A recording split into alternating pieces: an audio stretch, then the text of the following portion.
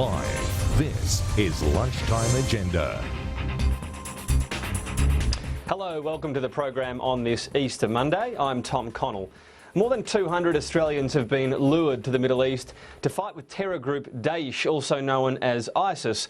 Some have died, and any who decide to return could face a life sentence in prison. That's the same sentence for anyone heading to this combat, even if they are fighting with Kurdish forces who are on the same side as the Australian Defence Force. And there have been several reports that a former Labor Northern Territory President, Matthew Gardner, travelled to the Middle East 4 months ago to fight with the Kurds. The 43-year-old, who has served in Somalia with the Australian military, returned to Australia on Sunday and was questioned by the Australian Federal Police for 4 hours before being let go. The AFP says investigations into his activities overseas are ongoing. For more on this, I'm joined by our political panel. In Melbourne, we have Liberal MP Michael Sukkar, and Labor's Terry Butler joins us from our Brisbane studio. Thanks both for your time, of course, on this Easter Monday, for giving up some of that time. And I might start with this issue of Matthew Gardner. Michael Sukkar, is it going to be a bit hard to stomach, let's say in this theoretical position that someone has gone over to fight with Kurdish forces against Daesh, which is such an unpalatable group amongst many in the community, that they could get a life sentence for doing so? Well, Tom, I mean, given this is a matter that's subject to continuing investigations by the AFP, I'll speak in generalities. We don't want, as a matter of public policy, any Australians going overseas to fight with foreign forces, whether they be forces that we may or may not be aligned with. And there's a range of very good public policy reasons for that. We've obviously strengthened the laws in relation to foreign fighters, predominantly because we've seen I suppose, the radicalisation of young Australians who have been fighting with Daesh, as you point out.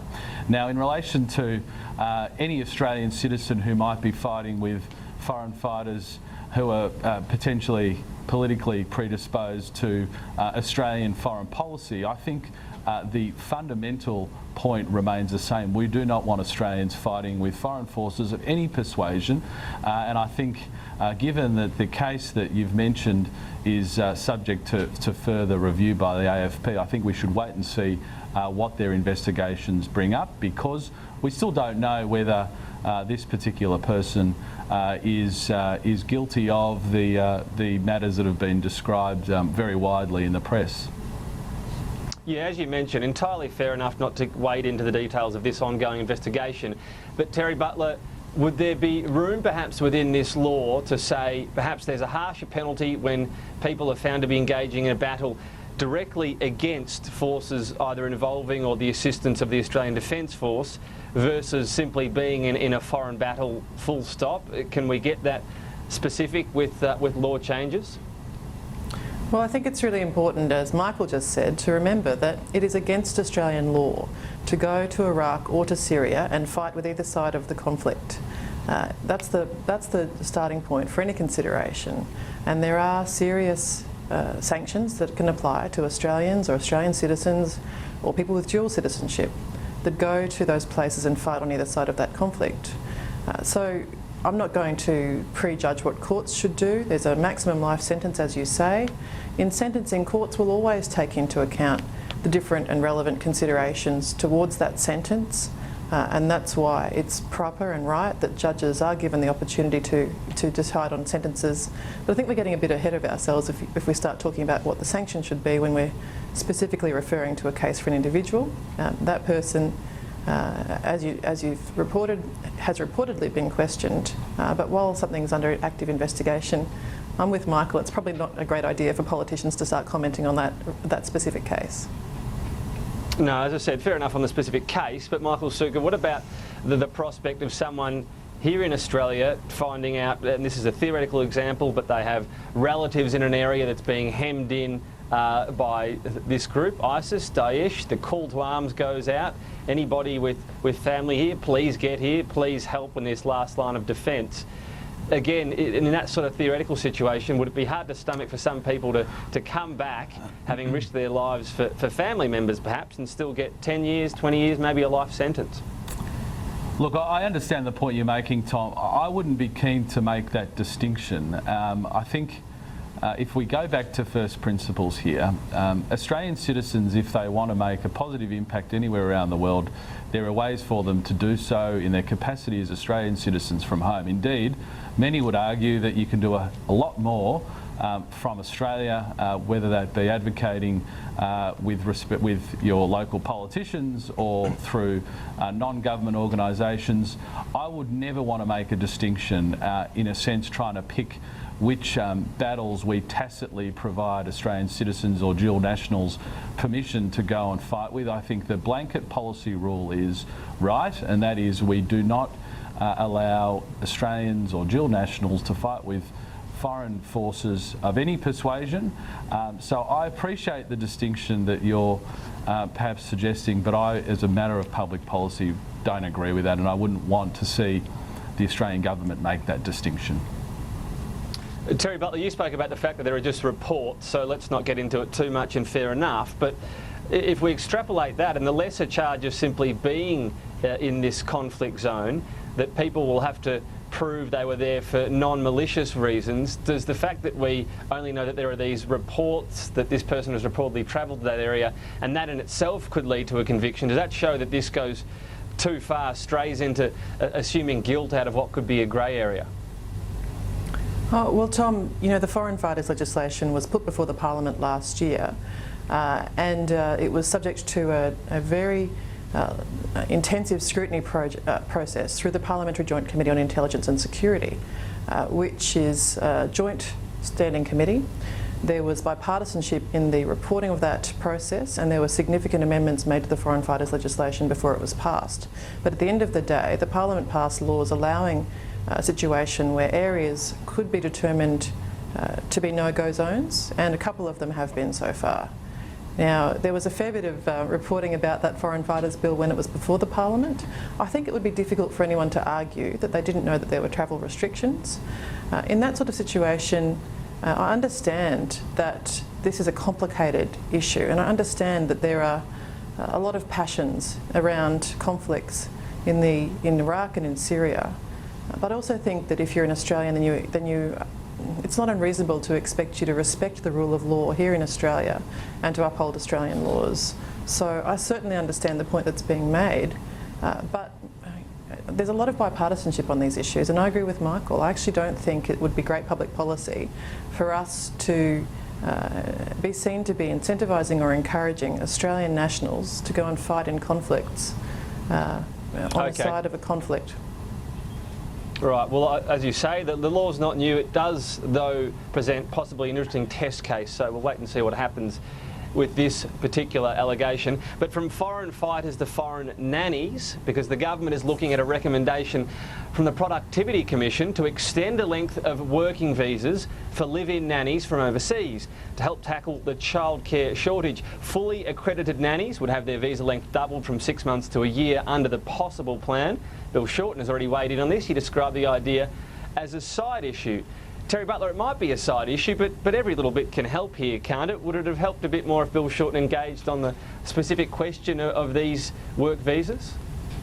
Well, Bill's point is that it is a side issue because it's not going to fix the real problem facing Australian families today, which is how do you have childcare that's affordable, that's accessible, and that's quality? Now, those are not easy questions. Right, but supply and demand says that if there's more supply there, perhaps the demand eases off and it might help bring down pricing. You're not going to fix childcare with visas alone. And as Bill said, Jenny Macklin and Kate Ellis are engaging with the Coalition in a bipartisan way to talk about the possible reforms to childcare, because we all know that there are different issues facing people who need childcare.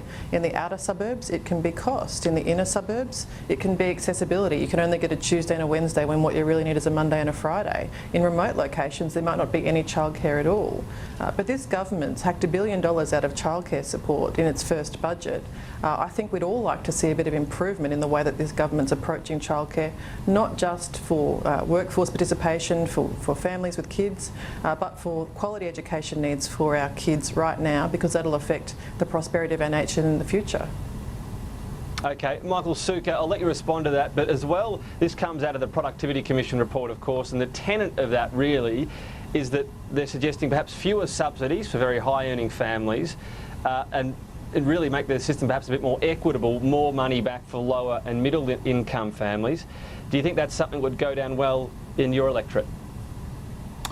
Well, I think it would go down well in my electorate. I mean, without prejudging any ultimate decisions. I mean, we want to get workforce participation amongst women up, and I think that necessarily involves looking at all options. Now, we don't, as a government, have the luxury of Bill Shorten as opposition leader, which is just to scotch every suggestion that he's made and describe it as a side issue and offer no genuine alternatives, which is basically what has marked his period as opposition leader over 18 months.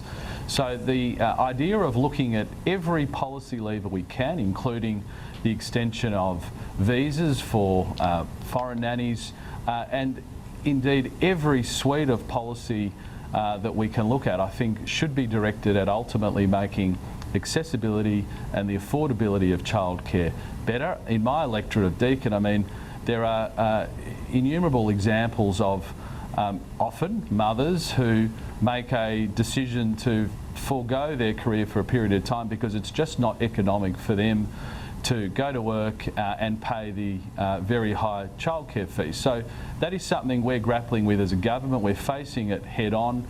We're throwing out there a whole lot of questions and suggestions for the sector and for individuals to throw around.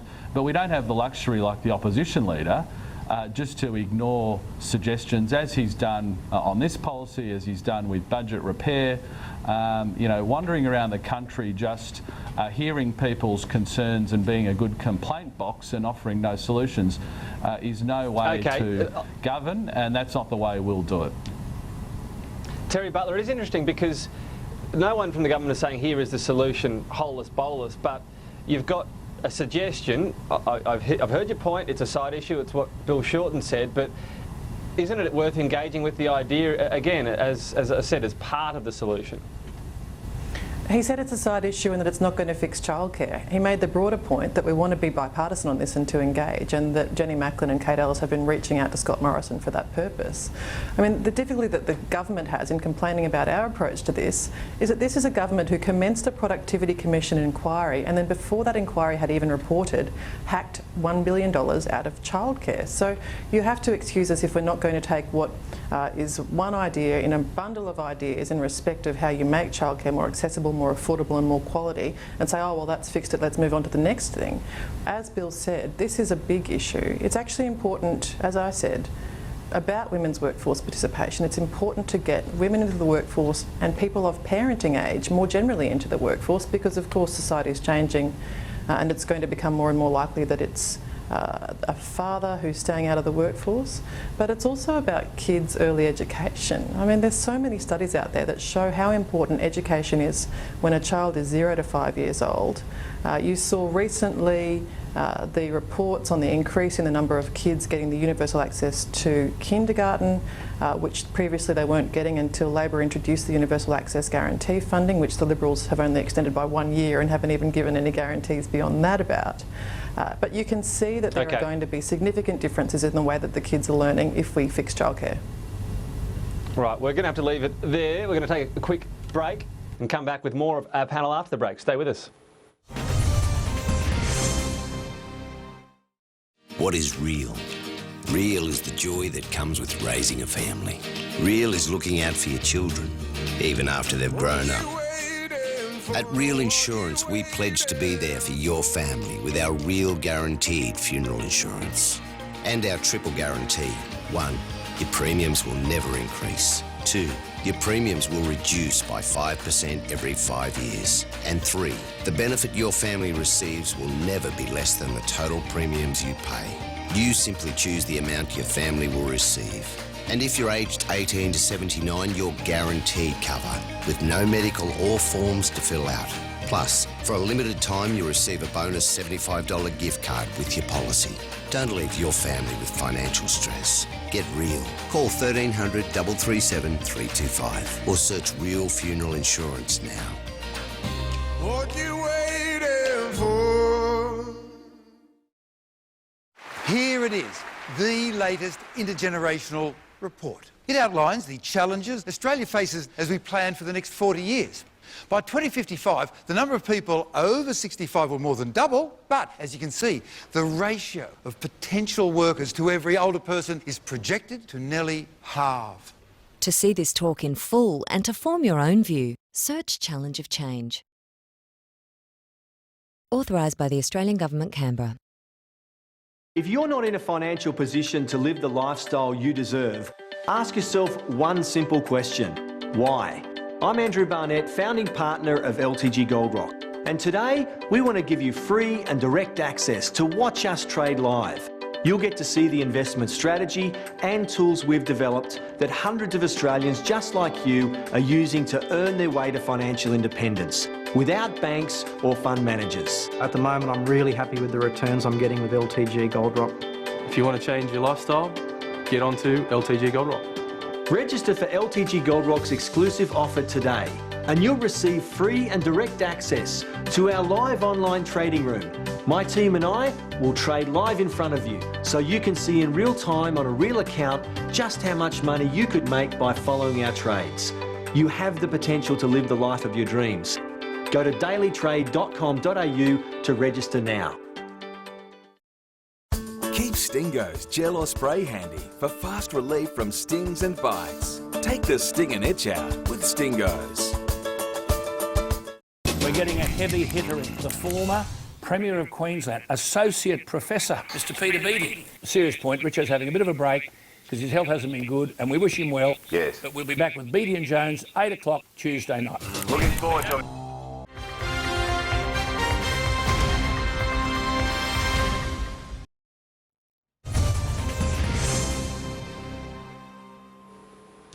You're watching Lunchtime Agenda. We have with us today our political panel, Labor's Terry Butler and also from the Liberal Party, Michael Sukkar. We're going to move on to the budget now because the 2014 budget, of course, contained several major unexpected spending cuts, including a scaling back of pension increases. This measure still hasn't been legislated and is not slated to come into effect, I should say, until 2017. But there's every indication it will be abandoned in the 2015 budget, with the government looking to limit pension spending by making other changes instead. Well, Michael Sukkar, when it comes to the indications, as I mentioned there, this alternative pension plan we saw floated last week, it took in the end ACOS to come up with this and cost it seemed, before Scott Morrison started suddenly considering it as a serious proposal, what, 5 or 6 weeks out from the budget? Well, Tom, I mean, what I can talk about is the undisputed facts in the intergenerational report. And they say that, left unchecked, the age pension will represent 3.6% of GDP. Under the proposals that we've made, that would be 2.7% of GDP, which is a $14 billion saving in today's dollars. Now, anybody that thinks that the age pension as is sustainable is in effect saying they can fill that $14 billion black hole. Now, the point that we've made and the minister's made, and indeed every member, including myself, makes, is that in order to ensure that the pension is available to generations into the future, we must make sure it's sustainable. And as we've seen from just to go to the point briefly, though, sorry, Michael Sukkar, but to look at the specific point, though, the previous change to rein in increases would have affected everyone, including those relying on the full pension. In other words, retirees with the least amount of money. This change wouldn't do that, and we've heard a lot of talk about how this is going to be about fairness. It seems to be indicating there's an acknowledgement there, perhaps the initial change suggested and other parts of the budget weren't all that equitable. I don't agree with that characterisation. I mean, the pensioners under the coalition, singles are $50 better off a fortnight and couples are $78 a fortnight better off. Now, those increases have been solely due to CPI, which is the measure by which last year's budget sought to change the long-term trajectory of the age pension. Having said that, we have to look at the reality of the Senate in front of us and what we can achieve, and ultimately if we can achieve some level of bipartisanship to get the level and the trajectory of growth in the age pension under some control, in a sense filling that $14 billion black hole, well, we will do so. Unlike the Labor Party, as I said, we don't have the luxury of just having never-ending debt growing. We are taking this seriously, and we'll find whichever way we can to make the age pension sustainable. Terry Butler, it's interesting because the first budget the government put out really in the end was a pretty easy one for Labor politically. It harnessed a lot of public backlash and campaigned effectively saying it would block a lot of measures. The second budget could be trickier though for you, couldn't it? Because it's going to be seen as a lot less politically heated. We're going to need to see a real plan from Bill Shorten, aren't we, come June, July, once the second budget's been rolled out and it doesn't have all these so-called nasty cuts. Well, the reason there was such a backlash against their first budget was because it was full of unfair policies that really showed just how twisted this government's priorities are. I mean, to sit there and say that pensioners have to pay because this government can't find responsible budget savings is utterly ridiculous. You know, it's been reported just this week that the top 900 companies are paying an effective tax rate of about 19% with the $25 billion in tax rebates that they're getting. And so the what Liberals did want to Labor take do money over off 6 pensioners. years? And so the Liberals want to take money off pensioners. It's utterly ridiculous to say to pensioners, to the sick and to students, which is what this government did, and to families in their first budget, we want you to make savings, we want you to pay, we want you to tighten your belt. Well, at the same time, failing to go after multinational tax evasion in a real way, talking a big game on it, but failing to go after it in a real way. And in fact, we weren't even an early adopter, as Michael knows, of the Common Reporting Standard for multinational tax evasion. So in terms of Labor why... has Terry Butler, so Labor's... And why... I'll tell you what we I'll just jump in there. Terry Butler, Labor's made this suggestion that it's going to perhaps crack down a little bit more on multinational tax, but we haven't seen much else. And the question still remains. You mentioned that the first budget wasn't popular, but really the acid test could go on Labor, couldn't it, from June, July onwards? Because so far life hasn't been too hard for Bill Shorten as an opposition leader. What this government needs to realise on pensions is that if you take away the pensioner and beneficiary living cost index, which is the index for cost of living for pensioners, and if you take away the benchmarking against average weekly earnings, which is the benchmarking that makes sure the pension doesn't fall behind wages in terms of relativities, then people are going to be outraged. And that's not because there's some sort of lazy anger in the community about the fact that people have got to make savings. It's because it is actually an unfair and cruel cut. I'm just going to give Michael Sukkar one more chance. And Michael Sukkar, what about out in your electorate when you tell people we need to make the pension more sustainable? Do they say, OK, but don't cut the pension overall? What, are they making suggestions back? Are they arcing up straight away? Well, look, people understand that we have a fundamental compact in this country, and that is that each generation makes a compact with their government. Now, age pensioners today paid taxes throughout their lives, and the compact that they agreed on was that they would receive an age pension, either a full or part age pension, that would enable them to have a dignified retirement. Now, the question that we are asking is, for people of my generation and younger, what is the compact that we will have with our government? Now, on Labor's trajectory, it's very unlikely that there will be an age pension because they have no way of filling the black hole. The $14 billion black hole is really just the drop in the ocean.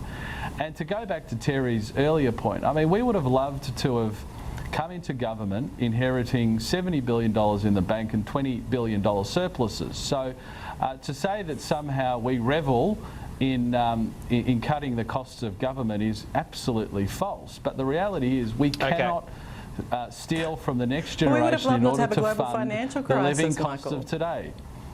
We would have loved to not have a global financial crisis on coming into government. $667 billion of debt. $667 billion the reality of debt was in your first MyEFO, not in the PIFO. I'm afraid the reality for us is... figure is. We're right out of time, I'm afraid. We'll have to continue this discussion another day. Terry Butler, Michael Sukkar, thanks for your time, though. Thanks, Thank you for your company on this Tom. Easter Thanks, Monday. Terry. Stay with us for Newsday.